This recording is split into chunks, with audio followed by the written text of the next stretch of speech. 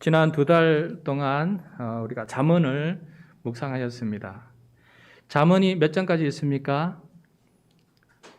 31장까지 있습니다. 31장, 한 달 용이죠. 매일 한 장씩 읽으라고 31장까지 있다라고 한 적이 있습니다. 오늘이 30장이니까 이제 수요일이면 잠언 묵상이 끝이 납니다.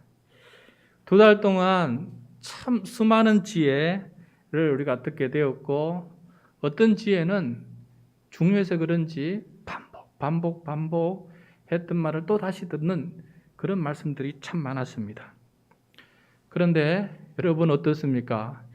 마치 콩나물 시루에 물을 주듯이 그 들은 지혜가 곧장 내 마음에서 빠져나가는 느낌이 들 때가 많았습니다. 그렇지만은 그 사이에 콩나물이 자라가듯이 제 마음의 일부분이 계속 자라고 있었다는 것도 느끼게 되었습니다. 내 자신에 대한 이해가 더 깊어지게 되었고, 정직해지게 되었고, 또 남을 좀 더 내 마음의 입장에서 이해하다 보니 상대방의 마음도 비슷하다는 것도 알게 되었고, 또 하나님을 아는 지식이 또 깊어져서 부끄러움과 동시에 감사함이 더 깊어지는 그러한 경험들을 하게 된 것 같습니다. 말씀 묵상은 여러분 영혼의 마음판에 씨를 뿌리는 것 같다 하지 않습니까? 그런데 우리의 마음판이 길가와 같은 마음이라면은 새들이 날아와서 다 주워 가버리고, 또 돌이 많은 밭이라 그러면은 이게 며칠 동안 자라다가 햇빛 때문에 타서 더 자라지 못하고, 또 우리의 마음판이 가시던 물이 많으면은 이게 좀 자라다가 기운이 약해서 온전하게 자라지 못한다는 것을 우리가 잘 알고 있습니다. 그래서 마음판이 말씀을 잘 받을 수 있도록 우리가 이렇게 마음판이 준비가 되어야 되는데, 그런 마음판이 아닐 때에는 하나님의 말씀이 우리한테 들려져도 그것이 온전히 열매를 맺지 못하는 것도 보게 됩니다. 그런데 또 한편 한 가지 더 깨닫게 된 것은, 하나님의 말씀 묵상은 씨를 뿌리는 것이기도 하지만은 우리의 마음판을 기경하는 것이기도 하다는 거예요.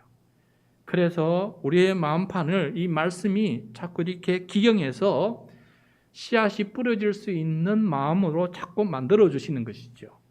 그래서 저는 말씀 묵상이 2가지 기능을 한다고 생각이 들었습니다. 하나는 우리의 단단한 마음판을 자꾸 이렇게 기경해서 씨를 뿌릴 수 있는 마음으로 만들어 주시고, 2번째, 그 마음에다가 씨를 뿌려서 그렇게 열매를 맺을 수 있도록 하나님의 말씀은 그러한 일을 하고 있다는 것을 깨닫게 되었습니다. 여러분, 하나님의 말씀으로 우리의 마음판을 기경하고 씨를 뿌릴 수 있는 사람 될 수 있기를 축원합니다. 네. 잠언에는 재물, 양식, 그다음에 부와 가난, 이 부분에 대해서 참 많은 이야기를 하고 있습니다. 재물 때문에 삶의 이 걱정스러운 현상들이 너무 많이 일어나기 때문에, 재물 때문에 삶의 모든 불화들이 일어나고 있기 때문에 잠언의 많은 부분이 재물, 쉽게 말하면 돈이지요. 이 부분에 대해서 많은 것을 이야기해 주고 있습니다. 벌써 이 잠언이 기록된 지가 벌써 2,000~3,000년이 지났지 않습니까? 그때나 지금이나 참 재물에 대한 염려와 근심은 넘버원이라는 거예요. 넘버원.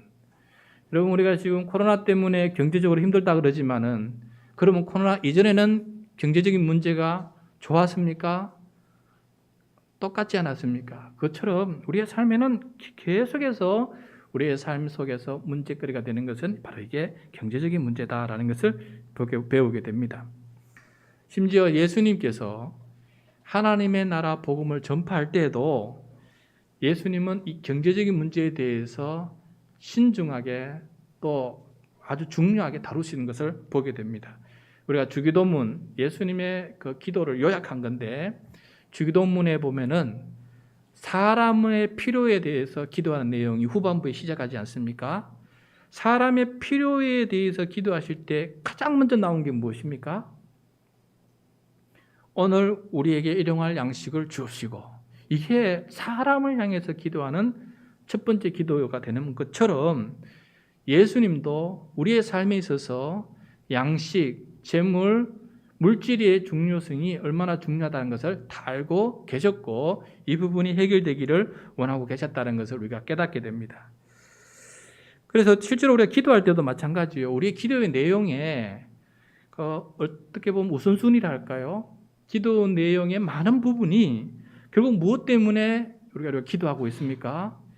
예를 들어서 우리가 직장과 사업체를 놓고 기도한다고 해도 그 밑부분에는 물질에 대한 염려 때문에 기도하는 거 아니겠습니까? 자녀의 대학과 취직을 위해서 기도할 때에도 그 밑부분에는 무엇이 있습니까? 물질에 대한 염려 없이 살기를 바라는 마음이 그 속에 담겨져 있지 않습니까? 또 나라와 민족을 위해서 기도할 때도 마찬가지입니다. 이 나라가 경제적으로 어려움 없이 살기를 위해서 우리가 많이 기도하고 있지 않습니까? 그만큼 우리 경제적인 문제에서 중요한 부분인데 문제는 이러한 물질에 대해서 우리는 기도할 때 어떻게 기도하고 있느냐라는 것입니다. 물질을 놓고 기도할 때 어떻게 기도하면은 이게 지혜로운 기도가 될까?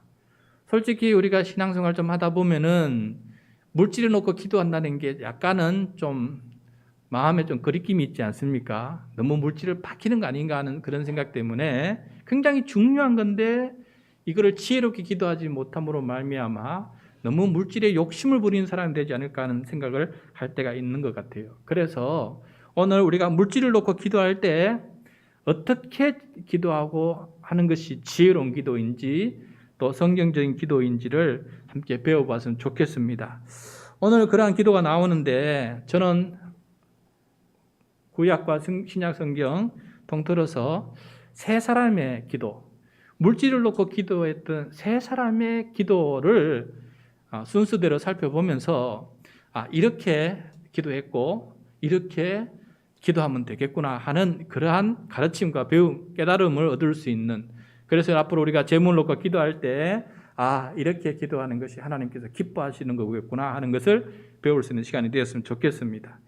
자, 그럼 세 사람이 누구냐? 야베스고 아굴이고 바울이에요. 야베스, 아굴, 바울 세 사람 순서대로 함께 살펴보도록 하겠습니다. 먼저 첫 번째 기도는 야베스의 기도입니다. 야베스의 기도. 역대상 4장 10절에 나오는데 화면을 보면서 다시 다 같이 야베스의 기도를 함께 들어보도록 하겠습니다. 시작. 야베스가 이스라엘 하나님께 아뢰어 이르되 주께서 내게 복을 주시려거든 나의 지경을 넓히시고 주의 손으로 나를 도우사 나로 환난을 벗어나 내게 근심이 없게 하옵소서 하였더니 하나님이 그가 구하는 것을 허락하셨더라. 아멘. 자, 이 기도문이 바로 야베스의 기도. 한때 굉장히 유명했지요. 책으로도 발간돼서 베스트셀러가 되어서 기독교 백화점에 가면은 이 기도문이 만들어진 액자 혹은 스탠드 이렇게 있어가지고 그것을 많은 사람들이 구입해서 집 앞에나 책상 앞에 놓고 그걸 바라보면서 늘 기도했던 거 기억이 납니다. 자, 이 기도를 잠깐 보시면은 두 가지를 강구하고 있는데 첫 번째는 나의 지경을 넓혀달라. 나의 지역을 넓혀달라라는 거예요. 나의 지역을 넓혀달라. 이게 무슨 말이냐면은 내가 소유하고 있는 땅이 더 많아지게 해달라라는 것이에요. 내가 소유한 땅이 농사를 짓고 목축업을 하려면 땅이 필요하지 않습니까? 그래서 땅이 많아지게 해달라는 것은 가족도 많아지는 것이고 재물도 많아지는 것이에요. 그래서 이 부한 삶이 될 수 있도록 부자가 되게 해달라고 하는 기도가 이 속에 포함이 되어 있어요. 이렇게 기도하는 이유는 바로 두 번째 기도 내용이기 때문에 그래요. 두 번째 기도 내용 때문에.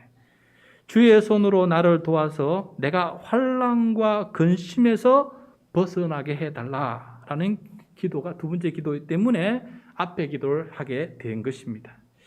다른 말로 하면은 어려움 없이 순탄하게 살면 좋겠습니다. 하나님. 경제적으로 부유하고 그래서 근심 걱정 없이 살아가는 삶, 그런 삶을 살았으면 좋겠습니다. 희망사항입니다. 라고 이렇게 기도하는 내용이 바로 이 야베스의 기도 내용입니다. 여러분 어떻습니까? 괜찮지요? 야베스가 이 기도하다가 다 허락받았다고 되어 있지 않습니까? 그럼 이런 기도는 해도 됩니까? 이렇게 하면 안 되는 겁니까? 해야 되는 거죠, 그죠? 그래서 우리로 하여금 하나님 이왕이면은 우리로 하여금 이렇게 지역을 넓혀주시고 환난과 근심에서 벗어나는 삶을 살면 좋겠습니다. 이것이 하나님 앞에 부끄러운 기도가 아니다라는 것을 알려주고 있어요. 그래서 우리의 필요함을 따라서 기도할 때 하나님께서 우리 들으시고 응답하신다라는 것을 가르쳐주고 있습니다. 다들 이렇게 살기를 축원합니다. 그다음에 두 번째 기도입니다. 물질에 대한 두 번째 기도, 아굴의 기도인데 오늘 우리가 본문을 읽은 말씀 중에 나와요. 30장 7절에서 9절까지, 오늘 7절에서 9절까지 아굴의 기도 두 번째 기도인데 같이 한번 읽도록 하겠습니다. 시작. 내가 두 가지 일을 주께 구하였사오니 내가 죽기 전에 내게 거절하지 마시옵소서. 곧 헛된 것과 거짓말을 내게서 멀리 하옵시며 나를 가난하게도 마옵시고 부하게도 마옵시고 오직 필요한 양식으로 나를 먹이시옵소서. 혹 내가 배불러서 하나님을 모른다 여호와가 누구냐 할까 하오며 혹 내가 가난하여 도둑질하고 내 하나님의 이름을 욕되게 할까 두려워함이니이다. 아멘. 여러분 먼저 알 것은 아굴의 기도인데 아굴은 야베스의 기도를 알고 있었던 사람이에요. 그죠? 그리고 어쩌면 야베스의 기도를 늘 했던 사람이에요. 야베스의 기도를 늘 하던 사람이 살아보니까 좀 더 지혜를 깨닫게 되었어요. 그래서 아굴이 이 기도문을 좀 더 성숙한 기도문으로 만든 거 아닐까 생각을 해보게 돼요. 자, 아굴도 야베스처럼 크게 두 가지를 놓고 기도하고, 그게 두 가지. 첫 번째는 헛된 것과 거짓말을 내게서 멀리 해달라는 것이고, 두 번째는 가난하게도 말고 부하게도 말고 오직 필요한 양식으로 먹고 살게 해달라라고 이렇게 기도하는 내용을 보게 됩니다. 아굴이 하나님께 구하는 태도는 야베스와 약간 다릅니다. 어떤 면에서요? 아굴은 부유하게 되는 것보다 먼저 하나님과 사람 앞에서 거짓 없이 진실하게 참되게 살아가는 것을 우선순위에 놓았다는 거예요.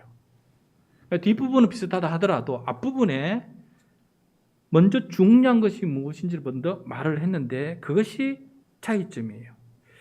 그래서 아굴은 먼저 헛된 것과 거짓 말을 하지 않는 삶을 살게 해달라라는 것을 먼저 간청하게 되었는데 왜 그렇게 했을까? 왜 이 기도를 하게 되었을까? 이게 중요하지 않겠습니까? 예수님께서도 먹는 것보다 먼저 하나님의 나라를 구하라 했는데 예나 지금이나 부도덕하고 부정직한 사회 속에서 도덕적이고 정직한 삶을 살아간다는 것은 엄청난 희생이 뒤따르는 삶입니다. 예수님처럼 때로는 죽음을 맞이할 수도 있는 험악한 삶이 바로 여기서 말하는 정직한 삶이라는 거예요. 그래서 야베스가 그렇게 피하고 싶었던 환난과 근심, 핍박과 박해를 피하고 싶었는데 아굴은 내가 하나님 앞에 바르게 살려고 하다가 환난과 근심과 핍박과 박해를 받는 것이라면은 그것은 받을 수 있는 사람이 되게 해달라라는 것이 이 내용 속에 포함이 되어 있는 거예요. 그래서 헛된 것과 거짓말을 멀리 해달라는 이 말 속에는 내가 담대하고 대단하게 하나님 앞에 온전히 살기를 바라는 그런 내용이 그 속에 먼저 포함이 되어 있다는 것을 알게 됩니다. 또한 아굴은 경제적인 것에 대해서도 중도를 지킵니다. 부하게도 말고 가난하게도 말고 오직 필요한 만큼 소유하고 살아가는 청빈한 삶을 살아가게 해달라라고 기도하고 있습니다. 그렇게 기도한 이유가 9절에서 밝히고 있는데 너무 배불러서 하나님을 모른다 할까 두려운 거예요. 야베스 기도처럼 열심히 지경을 넓혀달라고 기도해 보니까 막상 지경이 넓어지니까 배가 불러서 하나님을 모른다 하고 하나님을 떠나는 사람들이 있는 것을 보면서 이 아굴이 그 부분에 대해서 이렇게 기도하고 있는 것이에요. 그래서 지경이 넓어지는 게 중요한 게 아니고 하나님을 떠나지 않는 게 더 중요하다는 것을 깨달았기 때문에 이런 말씀을 여기서 하게 되는 것이지요. 또 너무 가난해서 남의 것을 도둑질하여서 하나님의 이름을 욕되게 할까 또 두렵다는 거예요. 너무 가난해서 또 이게 도둑질까지 하면서 하나님께 욕되면 이게 하면 안 되지 않습니까? 그래서 이 아굴은 중도에 대해서 우리에게 가르쳐주고 있습니다. 나에게 필요한 만큼 하나님과 동행할 수 있는 만큼 하나님을 의지할 수 있는 만큼 살게 해달라. 너무 많으면은 하나님을 의지하지 아니하고 자기 자신을 의지하게 되고 너무 없으면은 도둑질을 의지하게 되니까 나의 수준에 맞게끔 하나님을 의지할 수 있는 그 상황에 맞게끔 내가 살아갈 수 있도록 나를 지켜달라 하는 내용이 여기에 포함이 된 것을 보게 됩니다. 교우 여러분, 재물을 위해서 기도하실 때 야베스의 기도뿐만 아니라 아굴의 기도도 잊지 말도록 합시다. 그래서 오늘 본문 말씀, 그래 야베스가 기도가 아무리 좋다 그래도 그 속에 함정이 있다는 것을 알고 오늘 아굴의 기도를 참고 삼아서 함께 기도할 수 있는 두 가지 기도를 다 함께 아울러서 기도한다면은 하나님께서 기뻐하시는 재물에 대한 기도가 될 줄로 믿습니다. 어쨌든 오늘 아굴의 기도 멋있고 근사하지 않습니까? 그죠? 야베스 기도보다 정말 좀 더 멋있고 근사하고 하나님께서도 더 기뻐하시는 기도다라는 생각을 해보게 됩니다. 자, 그 다음에 예수 그리스도를 아는 사람이 한번 보도록 하겠습니다. 바로 바울의 기도인데 빌립보서 4장 11절부터 13절 말씀인데 우리 화면을 보면서 함께 읽도록 하겠습니다. 시작. 내가 궁핍함으로 말하는 것이 아니니라. 어떠한 형편에든지 나는 자족하기를 배웠노니 나는 비천에 처할 줄도 알고 풍부에 처할 줄도 알아. 모든 일 곧 배부름과 배고픔과 풍부와 궁핍에도 처할 줄 아는 일체의 비결을 배우노라. 내게 능력 주시는 자 안에서 내가 모든 것을 할 수 있느니라. 아멘. 훨씬 더 멋있는 기도 같아요. 훨씬 더 멋있어요. 사실 이 본문은 기도문이 아닙니다. 신앙 고백문이에요. 신앙 고백문인데 기도는 아니지만은 바울은 기도할 때 재물 문제에 대해서는 이렇게 분명히 기도한 사람이다 생각을 해보게 되어서 이 내용을 신앙 고백문을 기도문으로 한번 생각해 보고 이렇게 나누게 되었습니다. 바울은 먼저 어떤 형편에든지 자족하기를 배우게 해달라고 기도하고 있어요. 자족할 수 있도록, 스스로 만족할 수 있도록. 그래서 가난에 처할 줄도 알고 풍부에 처할 줄도 알아서 배고픔과 배부름과 궁핍과 풍부 이 모든 것에 처할 줄 아는 일체의 비결을 배우게 해달라고 했는데 그것이 바로 자족하는 사람이 되는 거예요. 더 가졌다고 더 가지면 가질수록 더 욕심을 부리게 되는 게 사람의 마음이에요. 오히려 더 많이 가진 사람이 더 욕심이 더 많아요. 그러면은 없는 사람은 욕심이 없느냐? 아니요. 더 없으면 없을수록 더 욕심이 많아져요. 그러니까 이거 없든 간에 욕심은 항상 많아지는 게 이게 특징입니다. 그러다 보니까 이 욕심 때문에 우리의 삶이 무너지고 어려움을 겪게 되는 거 아니겠습니까? 그래서 바울이 깨달은 것은 자족하는 비결을 깨닫는 거예요. 자족하는 거. 어떤 형편에서 취할 줄도 아는 자족하는 비결을 깨닫는 것이 이 재물에 대한 이 모든 문제를 이길 수 있는 더 지혜로운 기도였다는 것을 우리들에게 가르쳐주고 있어요. 바울에게는 부가 좋다든지 가난이 좋다든지 하는 그런 판단이 없습니다. 반대로 부가 나쁘다거나 혹은 가난이 나쁘다는 판단도 여기에 없어요. 바울에게 있어서 중요한 것은 어떤 형편에 놓이든지 내가 하나님 안에서 자족할 수 있는 마음의 능력이 있느냐가 더 중요하다는 겁니다. 하나님 안에서 자족하는 비결을 가진 사람은 아굴이 걱정하는 것을 극복할 수가 있어요. 부에도 하나님을 모른다고 하는 사람이 되지 않을 수 있다는 거예요. 또 가난해도 하나님의 영광을 가리는 사람이 아니 될 수 있다는 거예요. 자족하는 마음 때문에, 하나님 안에서 자족하는 마음 때문에 아굴조차도 두려워했던 그 일들을 극복해 나갈 수 있다는 것을 가르쳐주고 있습니다. 재물의 유무가 행복하게 만드는 것이 아니라 자족하는 마음의 유무가 행복하게 만든다라는 것을 가르쳐주고 있습니다. 이런 사람은, 여러분 잘 들어보세요. 개업을 해도 하나님께 감사 예배를 드리지만은 사업이 망해서 폐업을 해도 하나님 앞에 폐업 감사 예배를 드리는 사람이 된다는 거예요.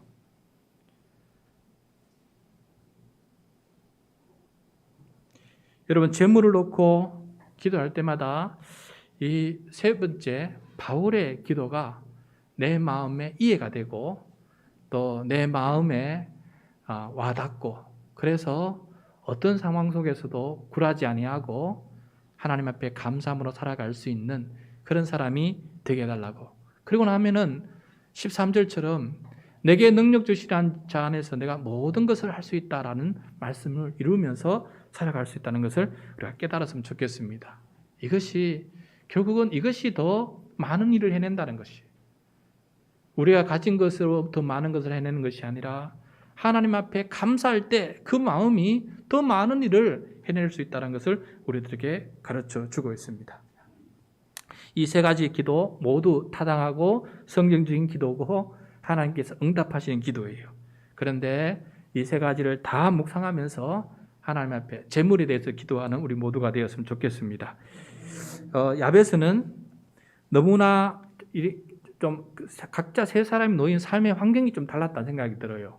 그래서 야베스는 너무나 경제적인 가난 때문에 또 환난과 근심이 너무 많아서 어떻게라도 이런 형편에서 한번 벗어나고 싶은 그런 간절한 상황에 있었기 때문에 야베스가 그렇게 기도했을 것이다 한 생각을 해보게 돼요. 그래서 내가 지금 너무 가난하고 너무 염려 근심이 쌓여서 내가 어떻게 할 줄 모르겠다 할 때에는 어떻게 해요? 자동적으로 야베스처럼 기도할 수밖에 없는 거 아니겠습니까? 그 다음에 아굴은 헛된 것과 거짓말로 부자가 되는 것도 싫었고, 가난한 사람들이 헛된 것과 거짓말로 도둑질하는 것도 싫었어요. 아굴의 주변에 그런 사람들이 너무 많았던 것 같아요. 그래서 아굴은 차라리 오직 필요한 만큼 그렇게 가지고 살면서 정직하고 참되게 사는 것이 더 간절했던 상황 속에 살아갔어요. 그래서 주변에 일어나고 있는 이 모든 것들을 볼 때 이게 중요한 게 아니고 정직하게 하나님 앞에 살아가는 것이 더 바람직하지 않느냐. 저렇게 살다가 다 하나님 무시하고 하나님 떠나고 사는 것보다 차라리 좀 필요한 만큼만 가지면서라도 우리가 하나님 앞에 온전히 사는 것이 더 중요한데, 사람들이 왜 저렇게 살아갈까 하는 마음이 주변 사람들에게서 많이 느껴졌기 때문에 그는 아굴은 그렇게 기도했던 것이에요.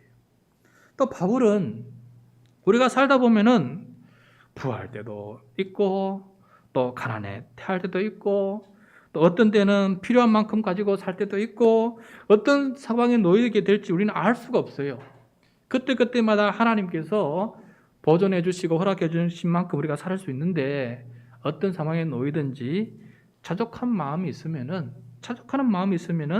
우리가 주 안에서 하나님 안에서 아름답게 살아갈 수 있다라는 그러한 지혜를 우리들에게 가르쳐 주고 싶어서, 본인도 지금 굉장히 가난한 상황이 있거든요. 지금 이 상황은 내가 궁핍함으로 말하는 것이 아니다라는 것은 내가 지금 가난해서 이 말하는 게 아니다라는 거 아니겠어요? 지금 바울은 지금 굉장히 궁핍한 상황에 놓여 있어요. 그런데 그 궁핍함 속에서도 자족하는 일체의 비결을 배워서 이 말하고, 아무리 궁핍해도 자기는 하나님의 일을 능히 할 수 있는 사람으로 살아가고 있다는 것을 지금 말하고 있는 거 아니겠습니까? 그래서 각자 자기의 놓인 상황과 형편에 따라서 우리가 기도하되 이 세 가지를 다 한번 살펴보면서 앞으로 나도 재물을 놓고 기도할 때 여러분 좋은 참고 기도의 참고가 되실 수 있기를 바랍니다. 마지막으로 하나만 더 얘기하겠습니다. 재물과 관련해서 빠뜨리지 말고 우리가 유심히 들어보아야 할 기도가 하나 더 있어요. 짧지만은 많은 것을 함축하는 기도인데 바로 우리 예수님의 기도입니다. 설교 초두에 말씀드렸듯이 주기도문은 두 부분으로 나누어져 있는데 앞부분은 하나님의 뜻이 이루어지기를, 뒷부분은 우리에게 중요한 것이 이루어지기를 기도하는 내용인데 우리에게 중요한 것들 중에서 가장 먼저 등장하는 것이 바로 제가 재물이다라고 했지 않습니까? 바로 마태복음 6장 11절 주기도문의 일부분인데 우리 다음 화면 같이 한번 읽어보겠습니다. 시작. 오늘 우리에게 일용할 양식을 주시옵고. 자, 이 기도는 야베스처럼 부자가 되게 해달라는 기도도 아니고 아굴처럼 부나 가난도 필요 없고 오직 필요한 양식만 달라는 기도도 아니고 바울처럼 부든 가난이든 감당할 수 있는 자족하는 마음을 달라는 기도도 아니에요. 뭔가 완전히 좀 색다른 기도입니다. 예수님은 내 양식이 아니라 우리의 양식을 가지도록 기도하라 라고 말씀해요. 앞에 있는 모든 기도는 내 양식이에요. 내 양식, 내 재물, 내 마음, 이게 다 초점, 나가 초점이었어요. 그런데 예수님은 이 초점을, 나 중심적인 초점을 우리라고 하는 공동체 전체를 바라볼 수 있도록 우리의 양식으로 이것을 바꾸시는 것을 보게 돼요. 내 양식, 내 재물이 아니라 우리의 양식, 우리의 재물. 이 말은 결국 우리 모두가 일용할 양식을 누릴 수 있는 삶을 살아가게 해달라. 그렇게 하기 위해서는 우리에게 필요한 것은 나눔이 필요하다. 나눔이 필요하다는 것을 가르쳐주는 기도 내용이 되겠습니다. 이 나눔 속에는 부자만 나눔에 동참하는 것이 아니고 오늘 먹고 남은 것이 있는 모든 사람은 나눔에 동참하면 좋겠다는 예수님의 마음이 이게 담겨져 있어요. 예수님께서 5,000명을 먹이시는 것은 부자도 아니었고 어른도 아니었어요. 한 명의 소년이 작지만 자기가 가진 것을 나누었더니 5,000명이 먹고도 남음이 있는 상황이 벌어진 것을 보게 돼요. 그래서 나눔이라는 것은 누구는 하고 누구는 안 하는 거 아니고 누구든지 나눔에 동참할 수 있다는 것을 우리들에게 가르쳐주고 있어요. 그래서 물질에 대한 이 기도의 마지막은 우리가 물질을 놓고 기도할 때 우리 기도의 마지막 기도 내용은 어떤 내용이 되게 되냐면은 더 가지지 못해서 불평하는 마음으로 이 물질에 대한 기도를 끝내지 마시기 바랍니다. 또 혹 나 홀로 만족하는 마음으로 끝나는 그런 기도로 끝내지 마시기 바랍니다. 물질에 대한 기도의 마지막은 이웃을 생각하면서 나에게 주어진 재물을 어떻게 나눌 수 있을까 하는 마음으로 물질에 대한 기도를 마무리해야 된다는 것이에요.